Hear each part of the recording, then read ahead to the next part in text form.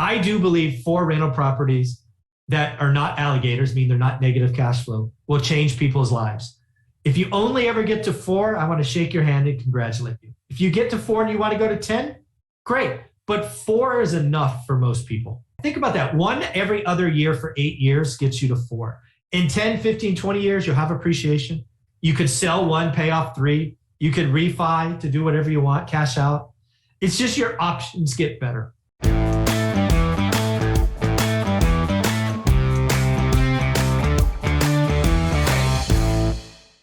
Welcome to the Real Estate and Financial Independence Podcast. I'm your host, Chad Carson. You can also call me Coach, and this is a show all about helping you get out of the financial grind so you can do more of what matters. Whether you're a brand new listener or a longtime listener, it's always an honor to have you back for another episode. The title for today's episode is One Rental at a Time. This is an interview with Michael Zuber. He also has a book by that same title, has a YouTube channel as well. And Michael is a wealth of practical information. I really enjoyed his transparency. He's someone who's achieved financial independence through real estate investing, which is the topic of this show. But I think what's very interesting with him is that some of the objections and some of the challenges that a lot of you face, maybe you have a full-time job and you're trying to invest on the side. Well, that's what Michael had to deal with his own job, very busy, and was doing his investing 100% on the side. He also lives in California, invested in California, has done some long-term investing as well. So those two things I think are unique for those of you in high-price markets, working full-time jobs. Michael has been in that situation and kind of shares his story in this interview. And then we get into all sorts of practical information about his approach to real estate investing, which aligns very nicely with mine, the small and mighty real estate investor I talk a lot about. His is buying 1 rental at a time, not getting ahead of yourself, just taking it one step at a time. And if you put those together, in the end, you can have a lot of wealth, you can have a lot of cash flow. So just a great interview. I think you're going to enjoy this if you want to hear stories and examples of how this can work for you, and also just some practical advice to make steps and make strides to buy your own properties, to build your own wealth, and eventually to achieve financial independence.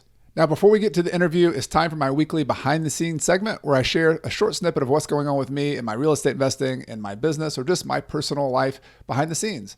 And this week, I thought I would give you an update on some of the progress and some of the journey that my family and I are going on to get to Spain. I had an episode a few weeks ago where my wife and I talked about the journey and why we're going to Spain for a year. And I've had a lot of emails since then asking questions or just giving congratulations. So I really appreciate that and appreciate your support and your interest in that. And just wanted to tell you a little bit about what's going on in the process in case you're interested in it or thinking about doing it yourself. So we are in April of 2022. We're planning on leaving in July 2022. And there's several steps that have to happen. One of those is we have to get permission to go to Spain. You can't just show up there beyond 90 days. You can get a tourist visa when you're a U.S. citizen, at least, pretty easily. You're going to show up in Spain and stay for 90 days. But if you want to stay longer than that, you've got to get one of several different types of visas. And in our case, we're applying for a visa that shows that you have enough income or enough wealth to not have to take a job from someone in Spain. So we're going through that process, and we hired a consultant to help us do that.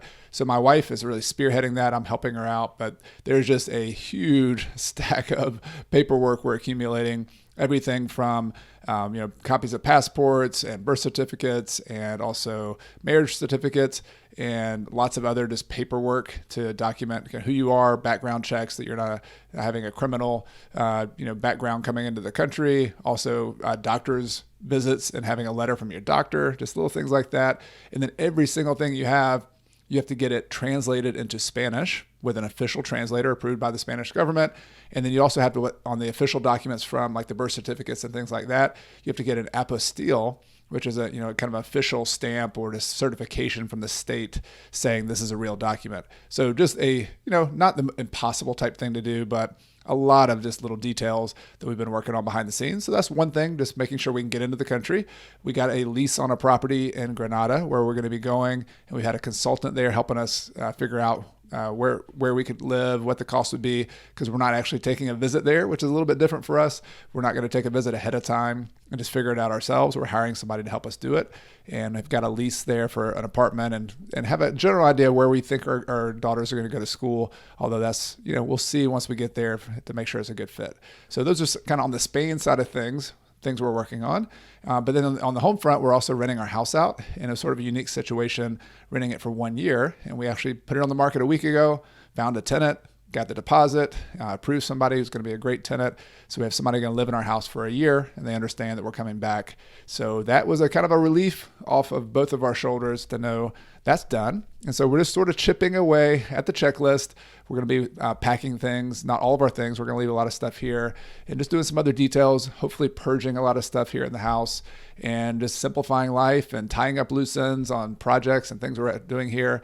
And all of that probably in the next 2 to 3 months. So that's a little update. Hope that's been helpful for you. If you have any questions, you can always, leave a comment on YouTube or email at podcast@coachcarson.com. Would always love to hear from you and what other questions you have about our own journey. If you like these behind the scenes segment in the podcast each week, I want to invite you to stay in touch with me beyond the podcast by checking out one of my online courses that I offer. Online courses are a way to interact with me and let me help you with your real estate investing. Some courses are available anytime, and others, like my premier course, Real Estate Deal School, are available twice per year, and they're more of a boot camp live style course where I go with you step by step to help you buy your next real estate investment property. You can get details on all of these courses at coachcarson.com/courses. Now let's get started with today's interview. Hey, Michael, welcome to the podcast. Thanks, Chad. Look forward to this. Yeah, me too. I had the pleasure of being on your podcast or your show one time, and that was a lot of fun. But I really wanted to go in depth with your story and a lot of the movement you're putting together one rental at a time and inspiring people. So I thought I would go back to your career, though. I think there's so many people. I know you run into a lot of people who are in a job, they're full time. It's just all they can do at the end of the day to like put a day together. They're just working. Life happens, but they have this little inkling of real estate investing in the back of their mind. And so I'd love to go back to your 60 to 80 hour per week days and tell me a little bit about what your job was and where kind of the pre-real estate career for you. Yeah. So I guess coming out of school, I got an accounting degree, I have an econ degree, but I got an accounting job, And that was really kind of sit at your computer for 8 or 10 hours a day and play with Excel spreadsheets. I was comfortable with numbers, but hated that. I felt cooped up. So thankfully, the company I was working for ended up having a ERP system, enterprise, basically a big IT system that they needed some expertise on, which led me to consulting. Consulting led me to pre-sales. Pre-sales led me to sales to sales management. So my career, after about 18 months of sitting in a cube was very much a traveling software salesperson.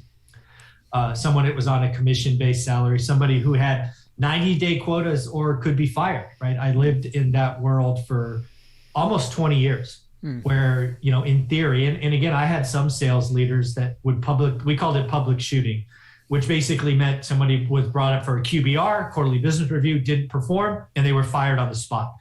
It's not something I recommend, but that happens. And it happens a lot based on who the leader of the organization is. So that was the world I lived in. Thankfully, I thrived on stress. I was a workaholic, frankly, for a long time. And I just worked harder and also smarter than most of my peers. I very quickly realized that the arena that I played in, people tried to sell minds. What do I mean by that? ROI, hard dollar savings. However, being a commission-based salesperson since I was 13 years old, I know that it's not the mind that you need the heart. Mm-hmm.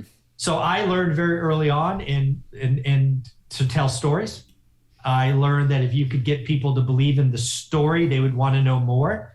And then they would listen to the math, right? I can save you 20 hours a week or this or that or other. And thankfully, that skill led me to become the number one pre-sales, sales rep, sales leader. I successfully launched products from 0 to 100 million a couple of different times, which is very hard to do. All because of that. So that was my career. And the only thing to kind of add on top of that is because I often had worldwide responsibilities, I was often in 2 or 3 different countries a week. 2 or 3 different countries a week. And oh, by the way, I hate flying. I'm a nervous flyer who freaks out at every bump, never got over it. But that's how I made my living and how I supported my family. So I was nervous every time. I hate flying.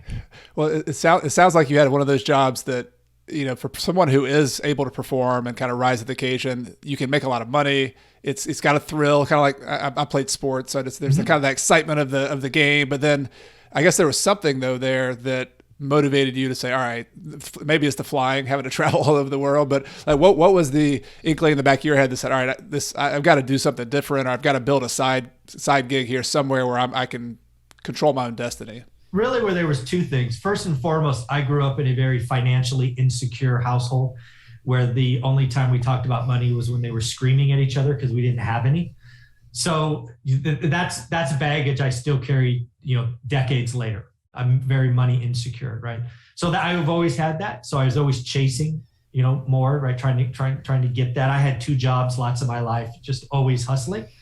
But really for me, what it was is I lost $150,000 in the stock market. I successfully turned $7,000 into almost 200. I think it was like 191 or 192. I just call it 200 for rounding in the .com era. And I felt, that 200 grand was more than my family, my grandparents, all of them ever had, right? It's an ungodly amount of money given my childhood. And then I lost 80% of it. So it is that baggage at 30 years old. I walk into Borders or whatever bookstore and find Rich Dad, Poor Dad, that it felt like the world had opened up in concepts that I'd never heard of. And again, I have an accounting degree. I actually went back and got a master's degree. It's embarrassing for me to sit here saying I have, ungodly amount of education. I was an accountant. That book, that simple book, was enlightening. So yeah.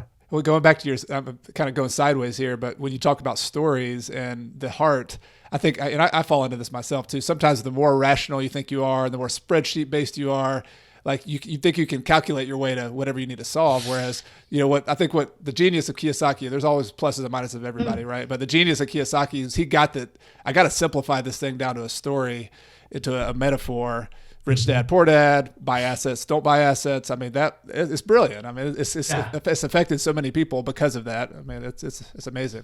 It's a great example. You could talk about what he's done since then, but if we stay focused on that book, it is an exact example of heart versus mind. He got your heart, right? If you read that book and get it, if it flips on a switch, he did it. If you read that book and you're talking about, it's horrible vocabulary and run-on sentences, you just didn't get it, right? It's not for you. But it spoke to me like no other book. In fact, it's one of the books I have here, right? It's so yeah. I read it 10 times in a row. It was my comfort for every plane ride for about 6 weeks. Yeah, it changed my life. It just simply did. Well, there's a phrase you use a lot now in reading your book, by the way, which I read last week and thought it was wonderful, one read all the time. But you used the phrase, you kind of took some of those ideas and kind of owned them for yourself, which I liked. You had a crap versus an arch. Can you talk about that a little bit? Because it's a Rich Dad type idea, but about assets. How did that, because you were living that at the moment. I think you were living the crap lifestyle. I was. And really where crap came in, it stands for cash rich, asset poor. Really was 2010. So it's about halfway through our journey, maybe 40% through our journey. We are now at what turns out to be probably lifetime low real estate prices, and nobody's buying. Nobody. I have friends, right? I run in Silicon Valley. I got a lot of friends that are in tech. They have cash, right? They're cash rich. And Olivia and I, frankly, are cash broke, right? Every time we save money, we deploy it. And these friends of mine are cash rich, asset poor. So we actually end up working out where I ended up paying them 10% interest to borrow money. And they become the bank for lots of our purchases, right? We borrow millions of dollars with that idea. And then after that, we kind of come out of that, we pay them all back, and we're like, hey, you're cash rich, but you're asset poor. And that's definitely, some of that comes from Kiyosaki. And it's not cash. It's not savings, especially in today's environment, Chad, right? With inflation at 7, 8, 9, 10, whatever it is. It's not about the cash. It's about the assets. And if that assets happens to produce cash flow and give tax advantages, it's amazing. So it's really about owning assets. Yeah, absolutely. I agree. It's one of those simple ideas that's continued to resonate with me as well. And I don't think I got it, Michael, until really the power of real estate. I always got it intellectually, but for the last 5 years, just seeing how much of my real estate has gone up in value, how the rents have gone up without me doing it. I mean, I did all my work up front, right? And it's just that the momentum of assets is just incredible. It's really, you have to kind of, if you don't have a lot of assets, you have to trust somebody like Michael or me to say, look, this thing has done, or Kiyosaki.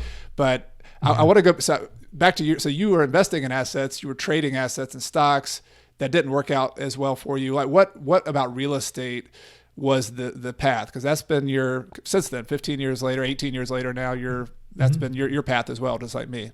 Yeah. So for me, you have to know yourself.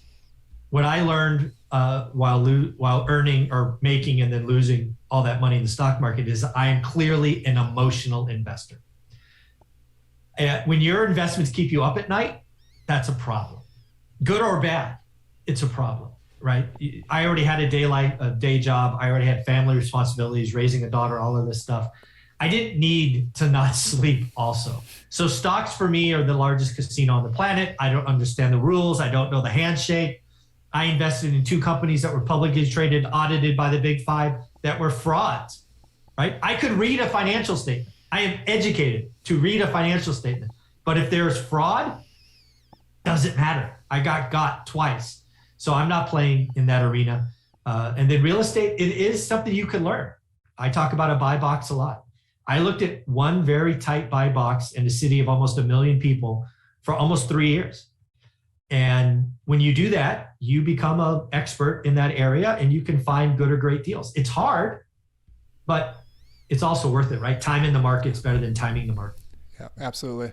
Well, and I think what's interesting about your story, like I get a ton of people from California and the high price markets, asking, all right, how do I make this work? And you invested, you live in the Bay Area, I assume still, and then you invested in Fresno. Mm-hmm. So talk to me about how that, because the market's not the same. The market's always changing. We're going to talk about that. But at that point in time, I think was it 2004, 2003, something like that? Mm-hmm. What was it like then? And how did you choose to kind of start with that buy box that you did? Yeah. So again, trying to tell a full story, right? Read Rich Dad, Poor Dad. It's not a how-to book. It's a mindset book. Then I read another 50 books. All the books, Chad, say invest 30 minutes from home. At least they did in 2001. So that's what I tried. Olivia and I spent 52 Sundays in a row trying to find the magic cash flow street in the Bay Area. It doesn't exist. It didn't exist in 2002. It doesn't exist today. So we had a choice. I still remember the conversation at the kitchen table. She put her foot down, says, we're not doing this anymore. I'm not giving up another Sunday. We have a choice. We either go out of state, we find another local market, or we do something else. And again, as I shared earlier, and it is without question, the reason we didn't go out of state is because I hate to fly. I'm not going to go on another airplane. I did 1 million miles already. I didn't need to do more. So then the answer became, okay, pull out a California map and see where we could go. So we drew circles, Chad, 30 minutes, 60 minutes, basically minutes from home. And lo and behold, 2.5 hours away in a city that we'd never been to, knew no one, we found a real estate market where at the time was about 500,000 people. So it was a decent size that made sense. So like 6, 8, 10 weeks after we found it, we found a property on Norris Drive, which I write about in the book. We bought for 107 and it rented for 1,100. And we felt like we made it. Like, oh, we're finally doing it, right? So for us, why we found Fresno, it was a big market. I was not going to, if I had to get on an airplane to go see my market, it wasn't going to happen. What I hope people take from this is a lot of people in California that say you can't, you're getting distracted by cheap, right? Just because Beverly Hills doesn't cash flow doesn't mean the Inland Empire or the high desert or some other area doesn't. There are California markets that are outstanding. People get lost in thinking San Francisco or Beverly Hills or Palo Alto doesn't make sense. Well, get in your car and go drive somewhere else. Yeah. And at the time, so you were kind of on the 1% rule, which is a lot of, it's a starting point. A lot of people look at that. But what were like looking back, you ended up buying that first house, which is a fun story that people need to read in the book. And then you bought several more single family houses, which I found, I grew up one of my first books I read was Building Wealth One House at a Time by John Schaub. And I like the single family house idea. It's a good place to start. It's so easy to understand. Was that your mindset at the time? Was like a single family house? I get it. It's understandable. Like I'm a simple man. I didn't understand. I didn't even know there were other things. I mean, honestly, I'd only lived in a house. So why did I buy a house? Because I'd only lived in a house. I didn't look at condos, didn't look at fourplexes, didn't look at apartments. My buy box was 3 or 4 bedroom, 2 bath houses between 1,250 and 1,750 square feet in a specific zip code. Yeah. I'm telling you, that's all I looked at for 3 years. Fresno's a gigantic market. I looked at like that much of it for 3 years. So, yeah. And so you're working a job at that time. What kind of financing are you using when you first start? Are you putting 20% down or getting something different? Yeah. First deal, didn't know any better. Didn't know there was anything out there. We put 20% down, which was half the cash we had left over after that horrible stock loss, and got an 80% mortgage and, nothing fancy. Bought it off the MLS. Yeah. Which has been a big part of your buying, right? You've been doing a lot of MLS, at least early on. Has that changed since then? Because you.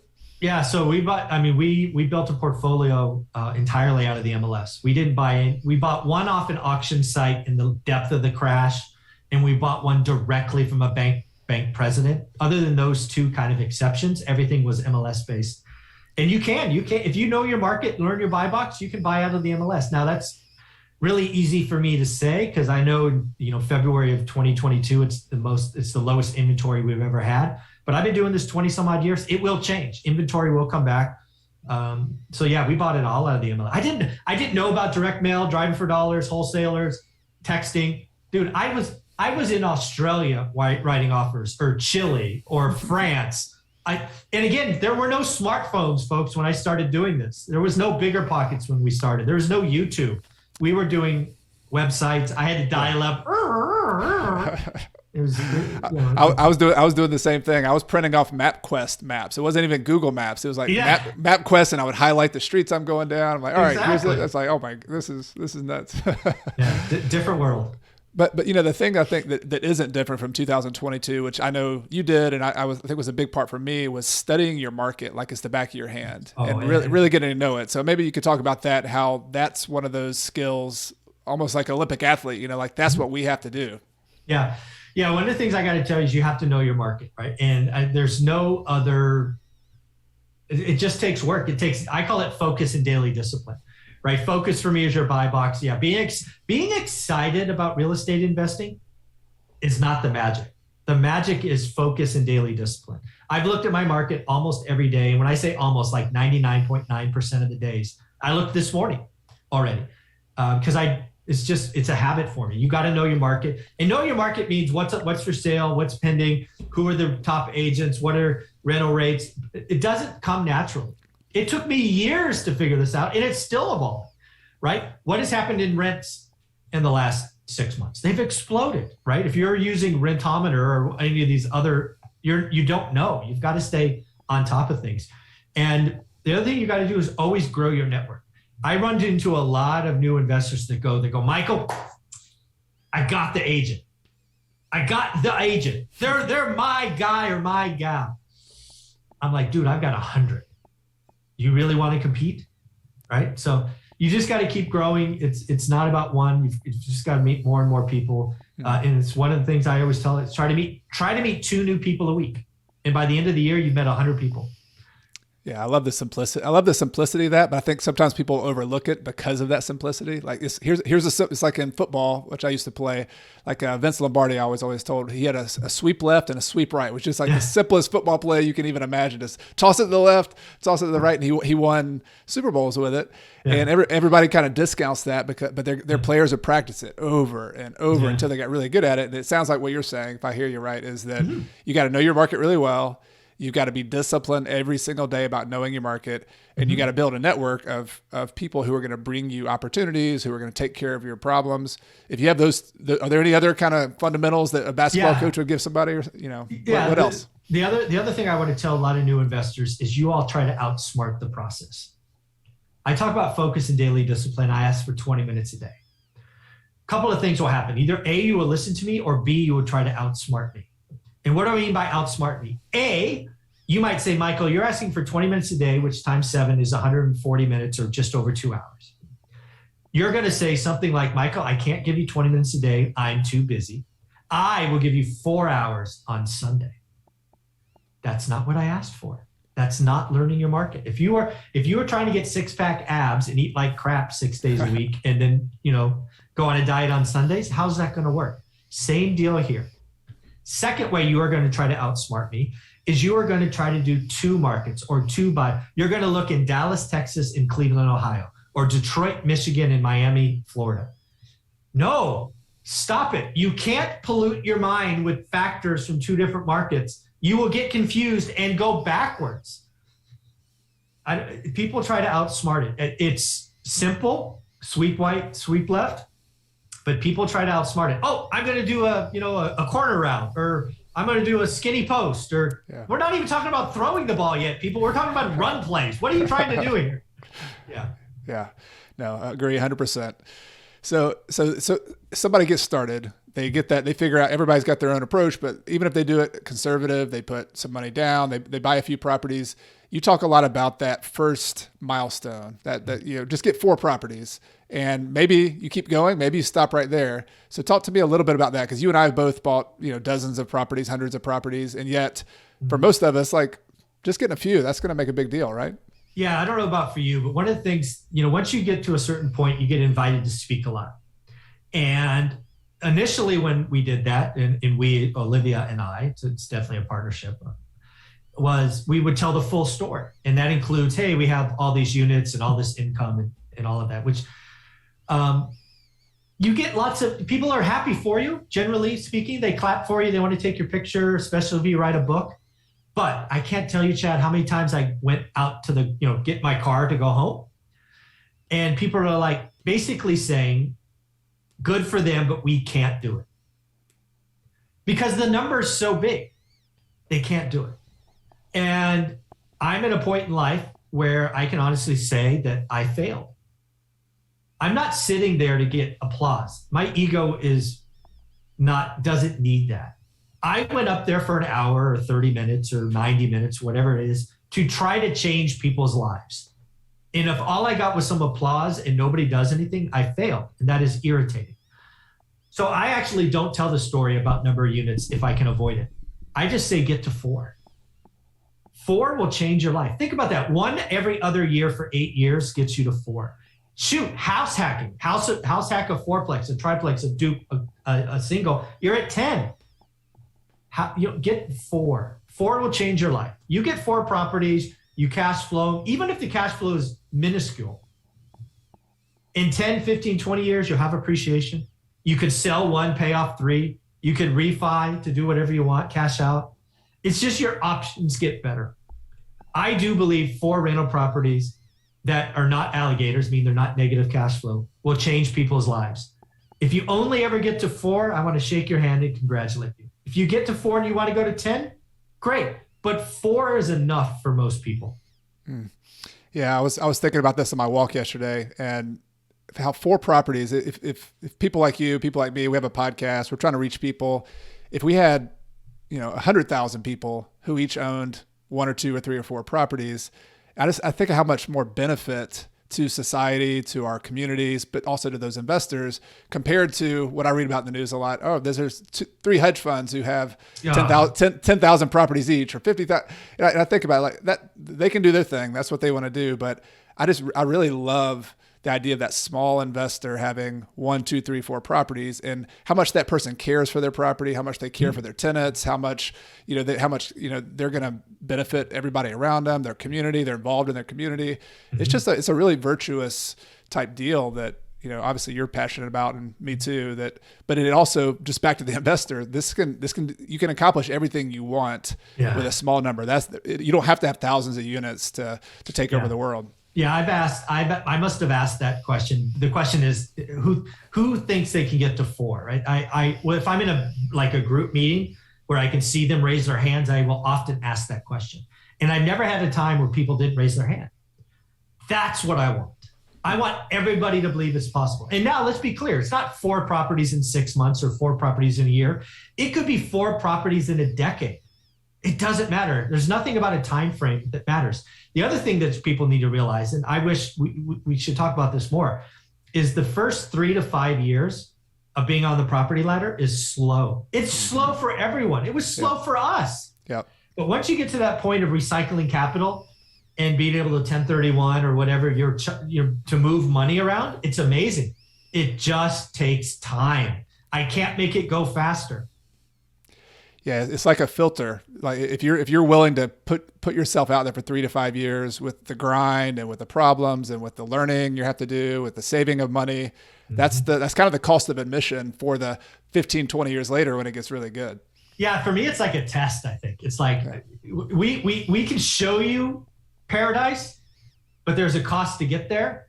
And unfortunately, most of you won't pay it. You'll get a year in and give up. You'll get 18 months in and give up. You only get to paradise, I call it 4 or 5 years. It's worth it. Trust me, it's great. Yeah. But it's 4 or 5 years for everyone. It was for us. Yep. I want to talk about some of the struggles, and I love how you're honest about what's going on, and some of the struggles you had to go through. I've had the same thing, and I want to talk about a particular struggle was the economy in 2008, 9, and 10. We both started prior to the Great Recession, and I think it's just on a lot of people's mind these days with who knows how to figure out what's going on with the economy right now. But what were some of the challenges you faced in 2008 and 9, and maybe how you had to deal with those? Yeah, so we go into the crisis with 7 properties, 8 doors. One of our units was 2 houses on 1 lot, so I call them 8 doors. And we were trying to buy the 9th property, a 9th house, right? As we said earlier, that's all I ever knew was houses. But the problem was, like if we go back to property 1, Norris Drive, we bought for 107, rents for 11. It's now 2006 or whatever it is, maybe 2006, I think. And that same property, same configuration, selling for $265. And rent is, drum roll please, $1,100. So while it was very positive cash flow at 107, it is, I don't care how you look at the numbers, it doesn't produce cash flow. So what we were experiencing, unbeknownst to ourselves, was the run-up of bad lending. But I didn't know it. I wish I could have predicted it. All I knew is I couldn't buy my 9th property or 9th door. So I'm feeling dejected again because 8's not enough for us, right? 8's interesting, but we're ready for 9. So we go to a real estate meetup and the person talks about multifamily or apartments. Again, I told you, I'm naive. I don't know anything. I go, only millionaires can buy apartments. And I remember him putting his hand around my shoulders like, oh, Michael. And he said, go look for 5 to 10 unit buildings in your area. I never looked, I didn't even know they were there. I'm like, how do you do that? Oh, there's this site called LoopNet. I'm like, never heard of it. Is it a scam? What's going on? So lo and behold, we find a 5-unit building. And 5 units is interesting because it's not residential. And if you know anything about that era, residential was going bananas because of bad loans. We didn't know that. We just knew we couldn't get number 9. So we end up doing what's called a 1031 exchange. We sell Norris Drive and we move money into a 5-plex, which we still own today. And magic happens, right? Cash flow explodes because the price isn't run up. Equity's there. And I'm very simple. If it works once, I do it again. So we get out of all our houses right before the peak. And now we're in apartments. Now stuff rolls over. And we're seeing Norris Drive because you can look it up. I give you the address in the book. Norris Drive, we sold it for $264, I think. It goes all the way, Chad, to $300. So we sold early. But then $300 goes all the way down to $75,000 before it's resold again. Wow. My market of Fresno, California fell 75%, peak to trough. Now, kind of 2010, we're ready to buy again, and we're going to buy houses now. We find a house. I don't know. I remember the price. It was probably $100,000. And oh, by the way, it used to be worth $300,000. We go to a bank who has all our money. We've never missed a payment, great credit, great income, great net worth. And we try to get a loan. And the bank says, no, we can't do that because you're an investor. I'm like, I didn't know they could do that, Chad. I didn't know a bank could say no to a loan. I thought like they had to give loans, but they said no. And this was the bank that we had decades of relationships with. So I basically go, okay, you're not the only game in town. There's a bank across the street. And this bank doesn't know me from Adam. And they are nasty when I tell them I want to buy a property. No, we don't invest to you. You're the problem. You created this. I'm like, I didn't do it. When did I miss a payment? What do you mean this me? Like, I felt personally attacked. So basically where this is going is bank loans can get tight. And I think that might happen later this year, like lending gets tight again. So we had to find a way to buy. So we don't give up. We find hard money. We were paying 12% interest and we were putting 35% down. So we got 65% LTVs of purchase, not value. And we did a few of those. I think we did 6, 8, 10 of them. And then ultimately from there, we're telling our story. At that point, I'm writing for Bigger Pockets as a featured writer back when Josh Jorkin was like running it out of his basement. And that leads to raising millions of dollars in private money. Instead of paying 10% or instead of paying 12, we're paying 10, and they're coming in for 100% of purchase. So yeah, we start buying hand over fist. But yeah, it's crazy times. All right. So that's great. Love that story. I want to take a step or two back because there's one part of your story that's really interesting about Fresno going down 75%. And I think that this is something that understandably people are afraid of, that they've been in the stock market crash and they've had to hold through that stock market. But one of the things, so you ended up selling your single family houses to get multifamily. Correct me if I'm wrong, but I'm assuming even those multifamily, although they didn't go down as much as single family, probably went down in value as well. Oh, for sure. Our net worth, they probably fell 20% where houses went down 70-ish. Yeah. Okay. So let's talk about both those scenarios. So let's say you had not bought the multifamily, which, it was great timing. It was even you said I couldn't predict that. I just was kind of following the market, which is great. It was smart. But let's say somebody had kept those 7 or 8 units that you had, the houses, and then what would have got them through, or could they have gotten through the Fresno 75% crash? Like what would have that have felt like that, or been like for them, and how could they have gotten out the other side? So if they were buying that last year and they were using what was called 2 and 28s, where basically the first 2 years were at 0.9% interest, and then the last 28 were at like 7%, they lost the property. They just lost it. If they bought like we did, because we did nothing but 30-year finance. I like set it and forget it. You could have held on, assuming you were buying for cash flow, because rents actually went up. People don't realize the Great Recession for this 70% crash. Here's a little known fact. The worst time to be a landlord in my history was not 2020 or 2021. It was actually 2005. 2005, when anybody could get a loan, was a horrible time to be a landlord. Yep. I remember turning down tenants because of bad credit and not enough income. They freaking bought a home. So I was giving half off deposits, first month rent. 2005 was a horrible time to be a landlord because people were buying that ultimately shouldn't have been. Yep. If you were buying and you could cash flow, you would have been just fine because rents exploded. Rents went up 30% because everybody lost homes and they had to rent. And usually if you live in a home, you want to rent a home. So if you had bought right with those 8 homes, which we had, we could have held on, but we would have had to hold on for 15 or 16 years to get back to those values. But cash flow would have been okay. Yeah, I think that's just a good takeaway because I always think about worst case scenarios, and people are asking me like, all right, how can you prepare for what could happen next? And I said, well, first of all, I don't know what's going to happen next, but second of all, if you put a large down payment, if you have a 30-year financing, if you have some cash reserves, that's not a perfect situation, right? But you would still have that Norris Drive, even that one would have had a $1,300 rent maybe, and you had a $600 or $700 payment. I mean, so you're still going to be able to hold through, which is what we did. We didn't sell a lot of ours. We just had to hold on, and some of them were bad. Some of them we had a couple alligators. We had more good ones than we did bad ones, and we had cash reserves. So like it took us 2 or 3 years to sort of like get out of the rocky, like getting punched in the face ring for a little while, and then we finally we stood back up and said, okay, 2011, 12, 13, we can now, and we paid all our private lenders on time. We'd done the same thing as you, paying private lenders. And so because we had our relationships intact, because we still had some properties, not all of them great, we were then able to buy during the time when a lot of my investor friends were out of the game. Like they're gone because their financing wasn't good, because their cash reserves weren't good.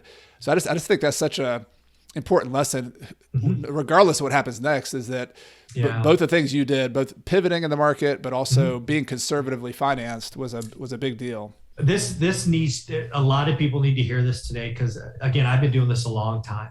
I am seeing the same kind of bad lending structure, bridge debt, short-term debt, happening in the commercial or apartment market today. I am seeing some of the same bananas underwriting and expectations about future value and rent, and just unrealistic, like running apartments at 35% cost structures. I have seen some crazy deals done in the apartment sector because money's there. They're destined to blow up. Your financing is what allowed you to either survive the Great Recession or killed you. It is going to happen again in apartments. There are some very bad deals being done today. The difference between commercial and residential, commercial most of the time resets 3, 5, 7 years. You have to go back in. Rates will be higher, cap rates higher. Rents may go down, who knows? Yeah, I see some very bad deals being done today, and it will be the debt structure that blows you up. Dave Ramsey blew up because of debt structure, right? People don't realize that. Dave Ramsey at one time had a $4 million portfolio with $3 million in debt. He was a millionaire. He blew up because he had 90-day debt. Don't do that. Your debt structure could blow you up. Yeah, and that might mean for some of us you have to slow down a little bit. Yeah. That might mean you have to do fewer deals. You might mean you have to partner with somebody who can get a long-term mortgage. I mean, but that's such a critical point. It's like if you grab for those extra deals, you might lose them because of the financing. It's a hard thing to get. Well, again, we've been doing this a long time. I knew somebody that was worth $10 million, legit $10 million, 8 figures, not 7, 8. And he had debt structure that ate him alive in the last recession. He didn't get out. He could have taken small losses. His ego wouldn't let him. Those small losses gobbled up everything and eventually declared bankruptcy and got divorced because of the financial stress. It's not worth it.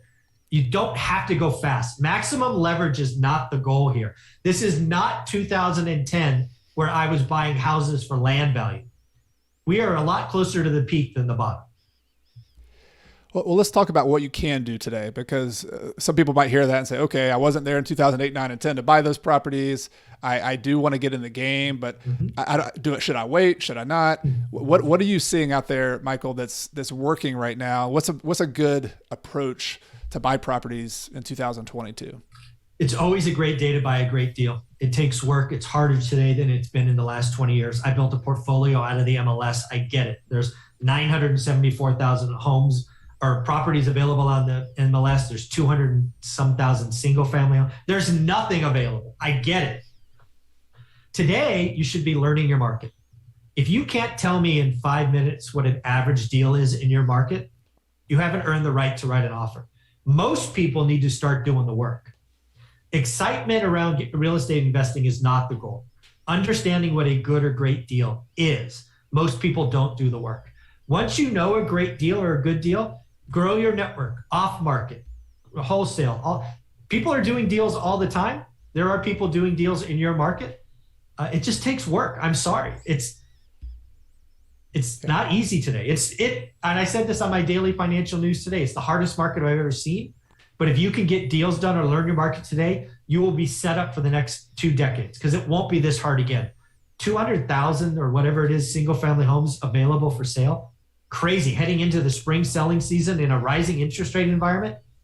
All these owners are going to come flying off the shelf.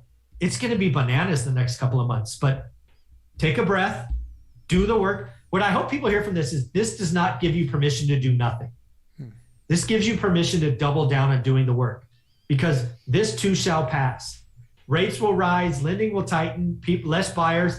We will have a recession again. Chad, I'm sorry to tell you, we will have a recession again. That means job loss and divorces and health crisis and all these things. You want to be ready to jump on a great deal. So now's the time to do the work. Yeah, well said. And I'm thinking back to my own start around the same time you did. And one of the biggest, it was not exactly like this market, but it was very competitive, 2003, 4, 5. But one of the biggest benefits to me of that was I had to up my game. Like I really had to get good at deal analysis. I really had to get good at market analysis. And so I think people today are in the similar boat that if you listen to what Michael's saying, it is going to be difficult. We're not trying to sugarcoat this, but what that means is you might have to make 3 or 4 times more offers to get one deal. You might have to look at more properties. You have to do a little more work off market. But what I found helping people, I'm sure you have too, is that at some point you will get a deal. Like if you put if you put in the work, you will find one. And it's not impossible to do it. People are doing it every single day. Investors are buying properties. It's just going to take more work. But the benefit of that is it's like you're working your muscles out. Yeah. And as soon as things change, as soon as you pay attention to pivots, you'll see a pivot like Michael did, where you find out, okay, single family, maybe not, small multifamily, yes. And because you're paying attention to the market, you'll be the first one to be able to capitalize on whatever changes happen. And that's the ticket. Like if you get one property this year, and then whatever happens in the future, you're ready. I mean, that's a big deal. That's going to build you a lot of wealth. Yeah, I really hope people hear this. If you can learn your market today, you will literally be a head start over everyone else. It's hard today. Own that. It's okay. It's okay if it's hard. Just do the work. Don't give up, right? Real estate investing is amazing. You got to get in the game. Having zero doesn't help. Go get one. Yeah, great. Well, I want to go back big picture. I think we talked to the nitty gritty. I like your fundamentals of you got to get your network. You got to start doing the work, the 20 minutes daily. If somebody's sort of trying to see, what's my trajectory here? I want financial independence eventually. I want, here I am with a pretty good job. I can save up cash. Like what's the general mechanism that somebody can start where they are and then eventually live off of real estate? Like what's that bigger picture path look like for someone? Yeah, so kind of step zero, I think most people miss, and that's why I call it kind of get your money right, is you need to sit back and realize what your lifestyle spend is a month. Do you need $7,412? Do you need $2,816? What is it? And it's an exact number, in my opinion. I think there's a lot of laziness out there. I need $5,000, $10,000. I have a hint. What you need is not a round number. So do the work. Go track your spending for a month. It is embarrassing how many people I ask, how much do you spend a month? They tell me a number, then they do the work, and they're off by thousands of dollars. Yeah, if you're rowing in a boat and it's leaking, you gotta plug the holes first. So part of this is getting your money right, understanding where your money's going so that you can get that snowball going. Because really what we're trying to do is build a snowball that picks up energy or inertia. So again, plug all the holes. For Olivia and I, as we talked about in the book, we went from spending 100% of our income to 50. Most people can't do that, but many can. Most of you can save 10 or 20. So that's step one for me. Then it's doing the work, getting that first deal. I believe the first 3 or 4 years, it's just about saving for the next one. Somewhere around year 4 or year 5, you're going to get the magic of recycling capital. Recycling capital is so powerful, so amazing. I hope everybody gets there. For example, Norris Drive. That house that I knew nothing about in a city I'd never lived in, I put $20,000 down.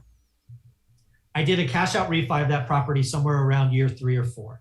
I got all of my 20 grand back plus another 20 grand. Now, obviously, as the book indicates, that became an alligator. Don't do that. I borrowed too much. But the story here is recycling capital. So I have 40 grand. That 40 grand becomes 2 more properties. So now I have Norris Drive plus 2 more, and I have some cash in the bank. Those 3 properties then go on to become almost 50 units as I look at it today. Not only is it 50 units, it's 100 grand in the bank, and it's about $500,000 in equity. Time in the market. The snowball takes time, 3, 4, 5 years. At some point, you will go back and use your first deposit again, whether it's cash out, 1031 exchange. I've done them all. It's amazing stuff. Moving money around is so powerful and will just turbocharge. But it takes time, Chad. I wish I could make it weeks or months, but it takes years. Yeah. But it all starts with that first deal, which is, if you get that first one, the hard one to save up that cash, whatever, scrape and buy, whatever you got to do, that seed is like a seed of a tree that eventually grows. You can't rush that tree, grow faster. You can put water on it. You can do what you want. But yeah, the emphasis of recycling capital really it's almost like magic because you're taking advantage of leverage, you're taking advantage of a rising market or equity pay down on your loan. Yeah. And there's multiple ways to do it. Like you said, depending on, like on the Norris deal, you could have sold that deal maybe and just recycled the capital instead of having an alligator. But that's so many people get stuck on that. All right, I can only save 10 grand at a time or 20 grand at a time. But once you own assets, back to that original conversation, then the asset is like double timing for you. You're using asset to help you build some more wealth, which can then catapult into some more deals. I totally agree. And so that snowball so back to the financial independence question, getting that snowball going so that eventually you have enough assets that then produce enough cash flow to pay for that expense that you calculated in the first place. That's the end game, right? That's where you're trying to go. That's the end game. And then there's obviously one word of caution. I have run into lots of people that get into this year 4, year 5, year 6, they're starting to recycle capital. And then they change their lifestyle. They're like, I can't tell how many times I've heard people say, I deserve it. I deserve a new car. I deserve a vacation home. I deserve. What is the goal here? Is it having a vacation home or is it financial independence? Because if you buy the vacation home, your number that we talked about at step 0 goes up. It just does. So again, once the snowball is moving, do not stop it. Don't throw stuff in the way. Don't stop the momentum. Let it build, because you are so close to having that compounding on compounding, because Norris Drive became 2 or became 3, and then 3 became 12, and then 12 became this game of recycling capital is very, very powerful. Yeah. But if you stop it because you deserve something, you're going to regret it. Yeah. Well said. Well, so we've talked a lot about mechanics, Michael, and there's another part in your book that you talked about that I thought was really good about the psychology of this journey. Mm-hmm. And, some people are going to be early on the journey, but even further along, when you had finally kind of hit your number, you had enough properties and you quit your job, you talked about the difficulty of personally, like with your identity and with your just like your day-to-day life of making that transition, even like a dark time for you personally. So this isn't talked about enough. I've had lots of friends who achieved financial independence and had to go through this, like, all right, what am I doing with my life now? This is a first world problem, right? But this is a real thing. So I was hoping you could talk a little bit about that and what your own journey was like at that point.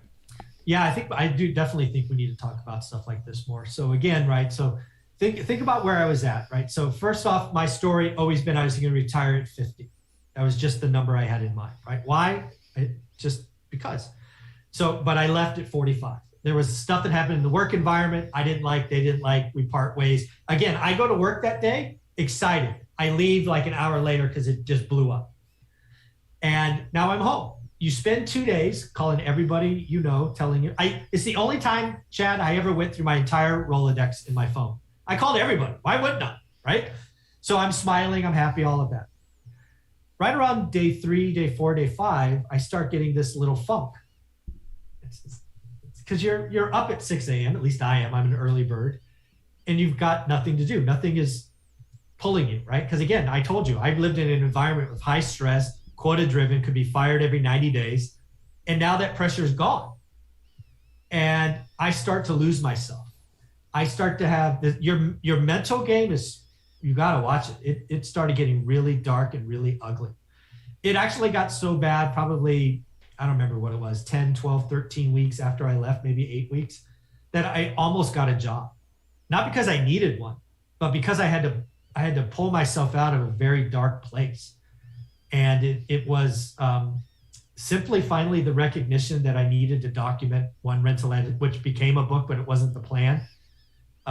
Because nothing existed, right? Rich Dad, Poor Dad's not how to. So I wanted to document our story, because one of my greatest failures I talk about in the book is I didn't celebrate the steps in the journey. I was always that guy that didn't look at the view. I just kept going that way, right? Very tunnel vision. So I initially drafted one rental at a time to get myself out so I could relive Norris Drive and Ferris and Terrace and all these other properties we bought. And I remember being a weekend away from getting a job somewhere. So it was pretty dark. Yeah, a big part of the financial independence for me, the motto of my channel is do what matters. And I try to deliberately focus on that, because my theory, at least for myself and other people, is that money is the vehicle. And there's something else out there. I don't want to put a name on that because it's unique for each of us, but there's something else out there that we're really trying to get to that makes us happy, that makes us fulfilled, that makes us feel like we're contributing. And, money is a vehicle to get that, but it's not the recipe itself. And so I'm curious just for you, because I think it's cool to see, you're contributing now, and when in a job, we kind of take it for granted that we're using our skills, we're contributing. Yes, there's some bad things about it. We don't like the boss, we don't like the travel, we don't like the airplane, but we're doing something even underneath the surface that fulfills us as a human being. But then when you jerk that out from under you suddenly without planning for it, it's like, oh my God, what in the world am I, what am I doing with my life at this point? So I guess with what you're doing now, you wrote a book, you're teaching, you're doing things like, how has that been, just from the do what matters standpoint? Has it been something fulfilling and interesting to you? Oh, without question. What really came to me kind of very early on in this is really this goal, and it is do what matters. I believe you die twice, once in physical and once in whatever else. And it really is very simple, right? When the last person says your name, that's it. So I had a very early goal 3 years ago when all this started, was to try to live for an extra 100 years. That's kind of cool, right? So YouTube daily, book, try to change. I'm trying to help 1 million people close on a rental property, right? That will potentially help generations, right? A 50 years from now, a grandparent will say, Michael Zuber, or maybe they'll say one rental at a time helped. And they'll be able to find a website and videos of some guy talking who's been dead for 40 years. That motivates me every day. So it's definitely, that's what matters to me, is building a legacy of memory and of good work. And I don't have a money goal anymore. I don't have aspirations for a fleet of Lamborghinis or private jets. It's not what excites me, but if I can help somebody move the needle and get their first or second rental, I get far more excitement out of that. I'm with you 100%. Amen.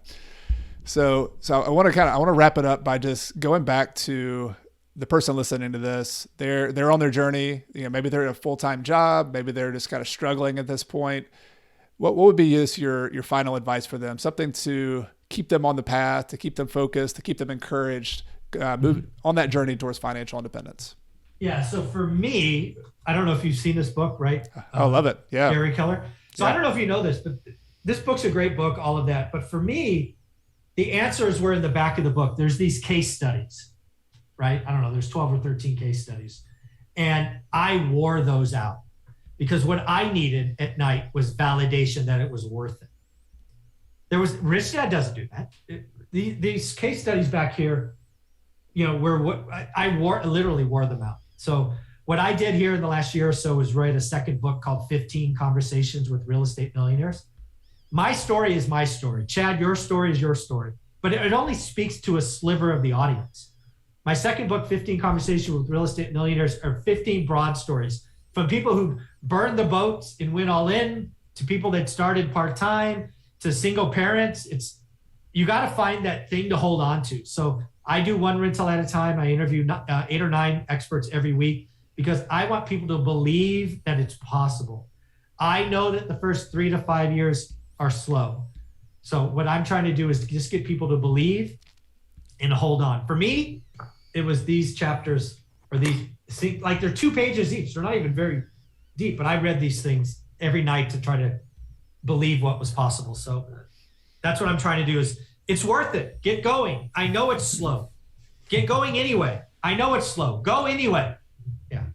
Yeah, love it. So good, Michael. Well, I'm going to put links to everything you have going on in the show notes and the video description, but I want to give you a chance to hand off specifically what you have going on, whether it's the book, your YouTube channel, all of that. Just let people know where they can stay in touch with you.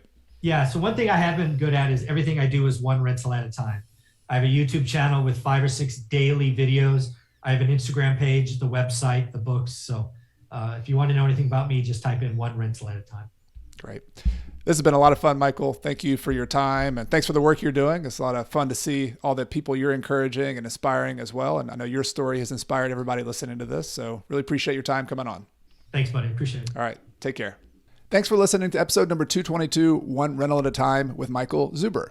Please join me for my next couple of podcast episodes. This Friday, I'll have a new Ask Coach episode coming out. And then the following Monday, I'll have a new interview with someone who's doing some really interesting work in the development space with affordable rentals, something I have not learned a lot about, but I wanted to, using tax credits and using some very creative strategies to deliver products apartment units that are rentals at more affordable levels while you can still make a profit. So might be something you haven't heard about before, kind of get you thinking and about delivering affordable units, something that's really needed out there in the marketplace. So check that out, and I'll be back with you soon. If you like the show, I'd like to invite you to subscribe to my free email newsletter at coachcarson.com/REI toolkit. In addition to weekly updates, articles, and behind-the-scenes tips from me, my email newsletter subscribers get my real estate investing toolkit, which includes a property closing checklist that I actually use when I buy properties, a real estate deal worksheet, a tenant screening criteria checklist, and other spreadsheets and goodies that will help you on your journey to financial independence using real estate. You can get it all for free at coachcarson.com/REI toolkit. I also want to take this time to thank some people behind the scenes who make this podcast possible each and every week. This includes my podcast editor extraordinaire, Michael Wynn, my amazing virtual assistant, Megan Thompson, my wife, Carrie, who helps me behind the scenes and is my partner here at Coach Carson. And of course, thank you to all of you, the listeners of this show who make everything possible. This show exists for you. It exists because of you. And I really appreciate you being here for another episode. Everything I've shared with you in this episode has been for general education purposes. I have not considered your specific situation or risks. Before buying your own investments, be sure to consult a financial, real estate, and/or a legal professional. Until next time, I'm Chad Carson. You can also call me Coach, and this is a show all about helping you get out of the financial grind so you can do more of what matters. See you next time.